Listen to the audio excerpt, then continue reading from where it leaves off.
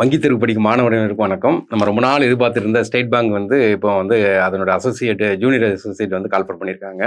இது ஒரு நல்ல சான்ஸ் விட்டுறக்கூடாது. எப்போவுமே ஒரு பேங்க் எக்ஸாமுக்கு ஒரு ஒரு காம்படிட்டிவ் எக்ஸாமில் ஒரு முக்கியமான எக்ஸாம்னா பேங்க் எக்ஸாம். இந்த பேங்க் எக்ஸாம் கிராக் பண்ணுறதுக்கு நமக்கு என்ன தேவைன்னு கேட்டிங்கன்னா ஸ்பீடு அண்ட் அக்யூரேசி.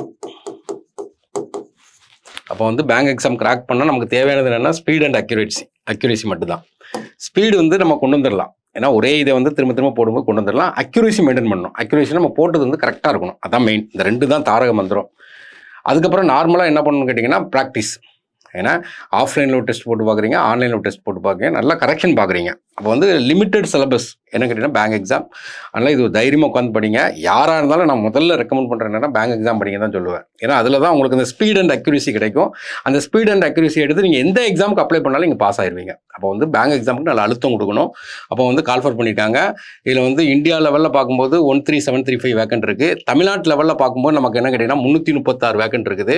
பாண்டிச்சேரிக்கு ஒரு 4 வேக்கன்ட் இருக்குது. தமிழ்நாட்டுக்கு 336ங்கிறது ஒரு நல்ல வேக்கன்ட். அப்போ நம்மளை பொறுத்த வரைக்கும் என்னென்னா இப்போ நீங்கள் எல்லா எக்ஸாமும் எழுதிட்டீங்க. IBPS எக்ஸாமில் இதெல்லாம் எழுதி முடிச்சுட்டு அதை மறந்துடணும். அடுத்த கம்மிங் எக்ஸாம் என்ன இருக்குது அதை ஃபோக்கஸ் பண்ணணும். இப்போ இது வேறு இன்சூரன்ஸ் வேறு கால்ஃபர் பண்ணியிருக்காங்க. என்ன கால்ஃபர் பண்ணியிருக்கானோ அதுக்கேற்ற மாதிரி நம்ம ப்ரிப்பேர் பண்ணிகிட்டே இருக்கணும். இப்போ இதை பொறுத்த வரைக்கும் என்ன கேட்டிங்கன்னா எப்படி என்னிலேருந்து அப்ளை பண்ணலாம்னா 17/12 7/1 வரை லாஸ்ட் 7/1/2025 வரை அப்ளை பண்ணலாம். நீங்கள் உடனே அப்ளை பண்ணிடுங்க. இப்போ நம்மளை பொறுத்த வரைக்கும் என்னென்னா இல்லை ஃபீஸ் ஸ்ட்ரக்சர் என்னன்னு கேட்டிங்கன்னா ஜென்ரல் ஏன்னா OBC EWS இவங்களுக்கு பார்த்தீங்கன்னா நமக்கு 750. மற்றபடி பார்த்தீங்கன்னா எல்லாத்துக்குமே ஃப்ரீ தான். இப்போ ஏஜை பொறுத்த வரைக்கும் என்னென்னா அவன் ஒரு டேட் லைன் கொடுத்துருப்பான். 2/4/1996 இருந்து 1/4/2004 வரை. இது ஜென்ரலுக்குள்ள டேட்டு. இது மாதிரி ரிசர்வேஷன் நம்ம பார்த்துக்க வேண்டியதான். OBC ரிசர்வேஷனுங்கிறது நமக்கு 3 வருஷம், SC ST ரிசர்வேஷனுங்கிறது 5 வருஷம். அந்த ரிசர்வேஷன் ஆஸ் யூஷுவலாக என்ன மெயின்டைன் பண்ணுவாங்களோ அதை தான் மெயின்டைன் பண்ணுவாங்க. கொஸ்டின் பேப்பரை பொறுத்த வரைக்கும் பார்த்தீங்கன்னா ஹிந்தியில் இருக்கும், இங்கிலீஷில் இருக்கும், தமிழ்லையும் இருக்கும். ஏன்னா அப்போ வந்து ஜூனியர் அசோசியேட் போஸ்ட்டுக்கு கால்ஃபர் பண்ணியிருக்காங்க. இதோட ப்ரிலிம்ஸ் டேட் என்னைக்கு இருக்குன்னு கேட்டிங்கன்னா February 2025 இருக்கும். மெயின்ஸ் வந்து March டென்டேட்டிவ் தான் இருக்கும். அதனால் இது ஒரு நல்ல சான்ஸ். ஏன்னா இப்போ ரொம்ப நாள் எதிர்பார்த்துட்டு இருந்தோம். இந்த வருஷம் ஃபுல்லாக எதிர்பார்த்துட்டு இருந்தோம். முன்னுக்கூட்டியே அக்டோபர்லேயே வரணும் எதிர்பார்த்தோம். இது அப்படியே டிலே இயர் எண்டு வந்திருக்கு. இப்போ வந்து நம்ம பேங்க் எக்ஸாம் படிக்கிறவங்க அதே தான் திரும்ப படிச்சுட்டு அதே இதை தான் திரும்ப படிக்கிறோம். அதில் வந்து தெளிவாக உட்காந்து படிங்க. அதாவது ஸ்பீட் அண்ட் அக்யூரேசி ரொம்ப இம்பார்ட்டன்ட். நெக்ஸ்ட் பார்த்தீங்கன்னா எக்ஸாம் பேட்டர்ன் வந்து ஆஸ் யூஷுவல் மாடல் தான்.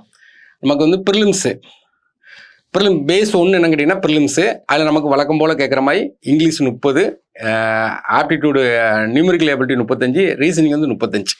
வழக்கமாக அதான் கொஸ்டின்ஸு. அப்போ வந்து இங்கிலீஷை பொறுத்த வரைக்கும் என்ன கேட்டிங்கன்னா டெஸ்ட்டுக்கு நல்லா ப்ராக்டிஸ் பண்ணணும். வேட் பவருக்கு இம்பார்ட்டன்ட் கொடுக்கணும். இங்கிலீஷ்க்கு வேட் பவருக்கு நம்ம இம்பார்ட்டன்ட் கொடுக்கணும். டெஸ்ட் ப்ராக்டிஸ் நல்லா பண்ணிட்டு இருக்கணும். நியூஸ் பேப்பர் ரீடிங் கண்டிப்பாக பண்ணணும். நியூஸ் பேப்பரில் ஒரு வார்த்தை வந்து 1ஆம் பக்கத்தில் இருக்குது, 7ஆம் பக்கத்தில் இருக்குது, அப்படி ரிப்பீட்டடாக வருதுன்னா அந்த வார்த்தை என்ன. இப்போ கூட பார்த்தீங்கன்னா ரத்தன் டாட்டா இறந்துட்டாரு. அப்போ வந்து பிலந்திரபிஸ்ட் அப்படின்னு ஒரு வார்த்தை வந்து பேப்பரில் அடிக்கடி வந்துட்டு இருந்துச்சு. இப்போ பிலந்திரபிஸ்ட்னா என்ன அப்படின்னா வெல்ஃபேர் ஃபார் அதர்ஸ். அது இப்போ ரீசன் நடந்த ஒரு எக்ஸாமில் கேட்டான். அப்போ நியூஸ் பேப்பர் வந்து நமக்கு எடுத்து கொடுக்கும். அப்போ நியூஸ் பேப்பர் கொஞ்சம் நல்லா படிக்கணும். ரொம்ப இம்பார்ட்டன்ட் அதான். ஏன்னா நமக்கு நிறைய நியூஸ் பேப்பர் தான் நிறைய வித்தியாசத்தை கற்றுக் கொடுக்கும். எக்ஸாம்பிளுக்கு பார்த்தீங்கன்னா க்ரோத்துன்னு இருக்கும், டெவலப்மெண்ட்டுன்னு இருக்கும். ரெண்டுக்கு என்ன வித்தியாசம் தெரியணும். க்ரோத்னா ஒரு ஸ்பெசிஃபிக்காக ஒன்று க்ரோத் ஆகுது, ஜிடிபி க்ரோத் ஆகுதுன்னா க்ரோத்து. டெவலப்மெண்ட் என்னன்னா இந்தியா வந்து என்னதாகுதுன்னா டெவலப்மெண்ட் ஓவராலாக டெவலப் ஆகுது. இந்த மாதிரி வார்த்தைகள் நிறைய இருக்கும். ஏன்னா நம்ம அதை வந்து நல்லா பார்க்கணும். எக்ஸாம் நிறைய உங்களுக்கு கற்றுக் கொடுக்கும். ஓல்டர்னு இருக்கும், எல்டர்னு இருக்கும். ரெண்டு ஒன்று போல் இருக்கும். அப்போது எந்த இடத்துல யூஸ் பண்ணுறோம் பார்த்தீங்கன்னா ஓல்டருங்கிறது பார்த்தீங்கன்னா 9 years ஓல்டர். அதாவது உயிருள்ள பொருளுக்கும் ஓல்டருங்கிற வார்த்தையை யூஸ் பண்ணலாம், உயிரற்ற பொருளுக்கும் ஓல்டருங்கிறத யூஸ் பண்ணலாம். ஆனால் எல்டருங்கிற வார்த்தை வந்து உயிருள்ள பொருளுக்கு ரெஸ்பெக்டாக கொடுக்குறதா எல்டர். அப்போ சின்ன வித்தியாசத்தில் நம்ம கற்றுக் கொடுக்குறதா இந்த இது. அப்போ வந்து இங்கிலீஷ் வந்து 30, அப்புறம் ஆப்டிடியூடு 35 கொஷின்ஸு. இதில் பார்த்தீங்கன்னா நியூமெரிக் நமக்கு சாலிடாக பார்த்தீங்கன்னா நம்பர் சீரீஸு இல்லை ராங் நம்பர்லேருந்து ஒரு 5 மார்க் கேட்டுருவாங்க. அப்புறம் பார்த்தீங்கன்னா டிஏலேருந்து நமக்கு ஒரு 10 மார்க் வந்துடும். சிம்பிளிஃபிகேஷன்லேருந்து ஒரு 5 மார்க் இருக்கும். 2ஆக பிரிச்சுக்கலாம். 555 ஒரு கான்செப்ட் போட்டிருப்பாங்க.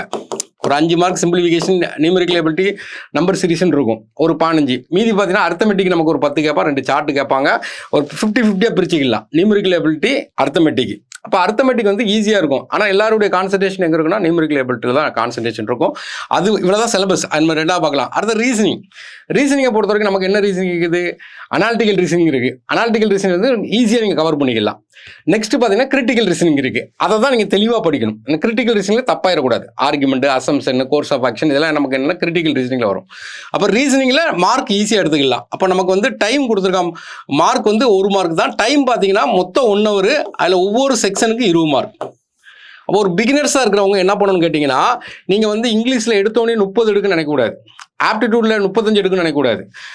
ரீசனிங் 35 எடுக்கணும். ஒவ்வொன்றுலையுமே உங்களுடைய டார்கெட் வந்து 20 ஃபஸ்ட்டு 20 எடுக்கணும். அப்போ 20 கொஸ்டின் எடுக்கிங்கன்னா மீதி 15 கொஸ்டினை வாசிக்காமல் விட்டுறணும். வாசித்துட்டு விட்டிங்கன்னா டைமும் சேர்ந்து போயிடும். அப்போ 20 உங்கள் தகுதிக்கு, உங்களுடைய கெப்பாசிட்டிக்கு நம்ம எதை அட்டன் பண்ணலாம் அப்படிங்கிறத செலக்ட் பண்ணணும். 20 அட்டன் பண்ண நினைக்கக்கூடாது. லாஸ்ட் 20 அட்டன் பண்ண நினைக்கக்கூடாது. உங்களுடைய இதை பெருக்கி போடணும். மீதி 15 வாசிக்காமல் விட்டுறணும். அப்போ 20 ஒரு நிமிஷத்துக்கு ஒரு கொஸ்டின் எடுக்கிற மாதிரி எடுத்துட்டு அதுக்கப்புறம் நீங்கள் என்ன பண்ணணும் கேட்டிங்கன்னா, உங்கள் இதில் வந்து ஒரு மார்க்கை கரெக்ஷன் பார்க்கும்போது 35 மேக்ஸும் பார்க்கணும், 35 ரீசனிங் பார்க்கணும், 30 இங்கிலீஷும் பார்க்கணும். அதுக்கப்புறம் ஒவ்வொரு மார்க்கை நம்ம இம்ப்ரூவ் பண்ணுறதுக்கு பார்க்கணும். அப்போ ஆட்டோமேட்டிக்காக இம்ப்ரூவ் ஆகி வரும். அப்புறம் நம்ம அதை மெயின்டைன் பண்ணுறதுக்கு டெஸ்ட் மட்டும் ப்ராக்டிஸ் பண்ணால் போதும். இது நமக்கு வந்து ப்ரிலிம்ஸ் லெவல். அடுத்தது பார்த்தீங்கன்னா ஃபேஸ் 2 வந்து மெயின்ஸு. இதில் நமக்கு என்ன கொடுக்கான்னா, ஜென்ரல் அண்ட் ஃபினான்ஷியல் அவேர்னஸ் நமக்கு வந்து 50 கொஸ்டின் கொடுக்கான். 50 கொஸ்டின் 50 மார்க்கு. செக்ஷன் டைம் கொடுத்துட்டான் 35 நிமிஷம். அதெல்லாம் 30 நிமிஷம் அதுக்கு அதிகம் தான். அப்போ அந்த ஜென்ரல் ஃபினான்ஸ் வரும்போது நம்ம கண்டிப்பாக லாஸ்ட் ஒரு 4 month கரண்ட் அஃபேர்ஸ் நல்லா உட்காந்து படிச்சிருந்தோம். அது இப்போ பார்த்தீங்கன்னா, இப்போ நமக்கு மந்த்லி பார்த்தீங்கன்னா இப்போ ஒரு கரண்ட் அஃபேர்ஸ் இஷ்யூ பண்ணியிருக்கோம். ஏற்கனவே நவம்பர் இஷ்யூ பண்ணியிருக்கோம், அக்டோபர் இஷ்யூ பண்ணியிருக்கோம். மாதம் அதை படித்தா போதும், வேறு எதுவும் படிக்கணும் அவசியம் இல்லை. இது போக பேங்கிங் டேர்ம்ஸ் ஃபுல்லாக நல்லா படிச்சுக்கணும். ஃபினான்ஷியல் டேர்ம்ஸ் இந்த 2 டேர்மும் நல்லா படிச்சுக்கிடணும். ஏன்னா இந்த இடம் வந்து உங்களை வந்து ஹைக் பண்ணி விடும். எல்லாருமே மேக்ஸ், ரீசனிங், இங்கிலீஷ் படிச்சுட்டு வருவாங்க. ஏன்னா ப்ரிலிம்ஸில் அதை தான் போட்டிருக்காங்க. அப்போ ப்ரிலிம்ஸுடைய வேகத்தை தான் இங்கேயும் கொடுப்பாங்க. அப்படிப்பாங்க. அப்போ ஜென்ரல் அவேர்னஸில் எவன் கான்சன்ட்ரேஷன் பண்ணால் அவன் மேலே தூக்கிட்டு போயிடுவாங்க. அப்போ அந்த இடத்துக்கு நீங்கள் அழுத்தம் கொடுத்துடணும். அடுத்து இங்கிலீஷு 40 கொஸ்டின் 40 மார்க்கு. அடுத்தது ஆப்டிடியூடு 50 மார்க்கு.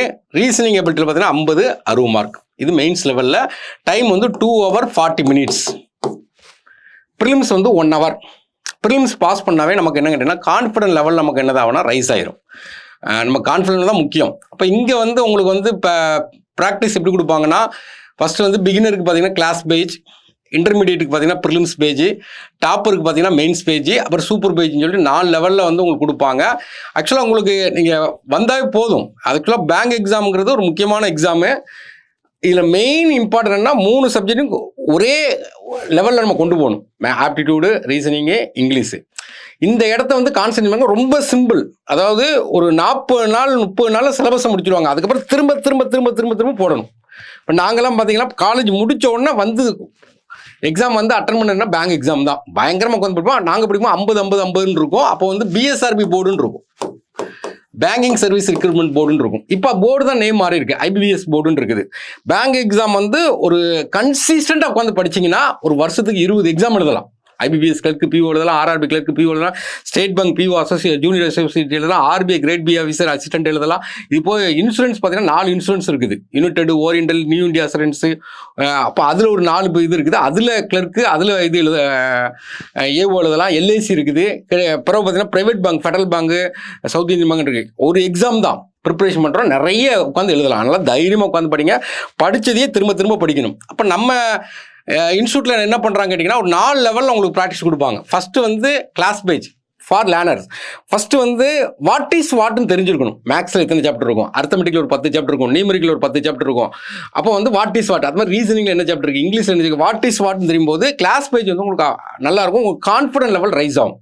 கிளாஸ் பேஜ் வந்து ஒன்லி ஃபார் கான்ஃபிடென்ட் தான்.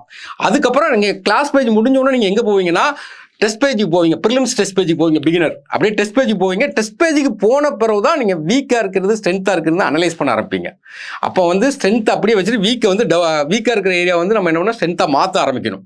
அப்போ ஓரளவுக்கு வந்து ப்ரிலிம்ஸ் பேஜில் மார்க் ஒரு சஸ்டைனபிள் மார்க் எடுக்க ஆரம்பிச்சிடுவீங்க. அடுத்தாப்பில் பார்த்தீங்கன்னா ப்ரிலிம்ஸ் மட்டும் பாஸ் பண்ணால் நமக்கு வேலை கொடுப்பானா கிடையாது, மெயின்ஸ்க்கு போகணும். அடுத்தாப்பில் பார்த்தீங்கன்னா நீங்கள் மெயின்ஸ் லெவலுக்கு உங்களை மாற்றி விடுவாங்க. டெஸ்ட் பேஜ் தான் மெயின் கான்சன்ட்ரேஷன், டெஸ்ட் தான். ஆன்லைனில் நடக்கும், ஆஃப்லைன்லையும் நடந்துகிட்டே இருக்கும். அதுக்கப்புறம் பார்த்தீங்கன்னா பெர்மனண்டாகவே சூப்பர் பேஜ் அப்படின்னு சொல்லி டாப்பர்ஸ்க்கு வைப்பாங்க. லிமிட்டட் ஆட்கள் எடுத்து அதில் சூப்பராக இருக்கவங்க கூட எல்லா எக்ஸாமுக்கும் இது பண்ணுற மாதிரி ஒரு கொடுப்பாங்க. அப்படி ஒரு 4 லெவலில் ப்ராக்டிஸ் பண்ணுவாங்க. அப்புறம் ஆஃப்லைன்லையும் கொடுப்பாங்க, டிஜிட்டல் லேப் ஃபெசிலிட்டி எல்லா இடத்துலையுமே டிஜிட்டல் லேப் வச்சுருப்பாங்க. அப்போ வந்து நமக்கு ஆன்லைன் எக்ஸாம் தான், சிபிடி எக்ஸாம் தான். அதனால் எல்லாருமே நமக்கு என்ன தான் ஆஃப்லைனில் போட்டால் ஒரு டெஸ்ட்டை ஆன்லைன்லையும் போடணும். டெய்லி ஆன்லைன் ஆஃப்லைனில் போடுவாங்க. கரெக்ஷன் வந்து டீட்டெயில் கரெக்ஷன் கொடுத்துருவாங்க. அப்புறம் உங்களுக்கு டவுட்டை கிளியர் பண்ணுறதுக்கு பார்த்தீங்கன்னா மெண்டர் சப்போர்ட் இருந்துகிட்டே இருக்கும். 24/7 ஸ்டடி ஹால் ஃபெசிலிட்டி. நீங்கள் எந்த இடத்துக்கு போனாலும் 24/7 இருக்கும். உங்களுக்கு வந்து உங்களுடைய என்னென்ன சம் இருக்கோ சால்வ் பண்ணுறது உடனே சால்வ் பண்ணி கொடுத்துருவாங்க. அடுத்தது உங்கள் ஆப் சுரேஷ் பேங்கிங் ஆப்பில் பார்த்தீங்கன்னா அன்லிமிட்டெட் டெஸ்ட் கொடுத்துருவாங்க. அப்புறம் கம்ப்ளீட்டாக மெட்டீரியல் கொடுத்துருவாங்க. ப்ரிலிம்ஸ்க்கு நீங்கள் சேரும்போதே கிட்டத்தட்ட ஒரு 10 மெட்டீரியல் கொடுத்துருவாங்க, புக்கு கொடுத்துருவாங்க. அப்போ டெய்லி டெஸ்ட்டு, கரண்ட் அஃபேர்ஸ் எல்லா மெட்டீரியலும் உங்களுக்கு வந்து கம்ப்ளீட்டாக ஃப்ரீயாக கொடுத்துட்டே இருப்பாங்க. அப்புறம் பார்த்தீங்கன்னா 1 time fee up to appointment with test page எல்லாத்துக்கும் சேர்த்து கிட்டத்தட்ட பார்த்தீங்கன்னா இன்டர்வியூ கைடன்ஸு பக்காவாக கொடுத்துருவாங்க. ஒரு இன்டர்வியூ சில எக்ஸாம் இப்போ இது வந்து ஜூனியர் அசோசியேட், இதில் இன்டர்வியூ கிடையாது. பிஓ போகும்போது இன்டர்வியூ போகும்போது உங்களுக்கு கொடுத்துருவாங்க. நீங்கள் வேலை கிடைக்கிற வரைக்கும் ஃபுல் பொறுப்பு இங்கே எடுத்துக்கிடுவாங்க. அதனால் இந்த ஜூனியர் அசோசியேட் எலிஜிபிள் இருக்க எல்லாருமே கண்டிப்பாக அப்ளை பண்ணுங்கள். மொதல் எக்ஸாம் நீங்கள் இதை தான் பேங்க் எக்ஸாம் தான் எழுதணும். அதில் எழுதுனா தான் உங்களுக்கு ஸ்பீட் அண்ட் அக்யூரசி என்ன செய்யும், டெவலப் ஆகும். அப்போ ஸ்பீட் அண்ட் அக்யூரசி டெவலப் ஆனால் எந்த எக்ஸாமுக்கு அப்ளை பண்ணாலும் அப்ளை பண்ணலாம். ஃபஸ்ட்டு இதுக்காண்டி ஒரு இன்ட்ரோ கிளாஸ் வச்சுருப்பாங்க. வரக்கூடிய 5ஆம் தேதி, ஜனவரி 5ஆம் தேதி பார்த்தீங்கன்னா எல்லா இடத்துலையுமே 5ஆம் தேதி இன்ட்ரோ கிளாஸ் இருக்கும். அதில் எல்லாருமே வந்து உங்களுக்கு நீங்கள் கிளாஸ் அட்டன் பண்ணுறீங்களோ இன்ஸ்டியூட்டில் அட்மிஷன் போட்டு அதுவும் தேவை கிடையாது.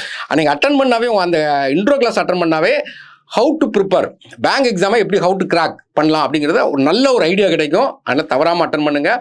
எல்லாருக்கும் வங்கி வேலை கிடைக்க வாழ்த்துகள். Suresh IAS Academy.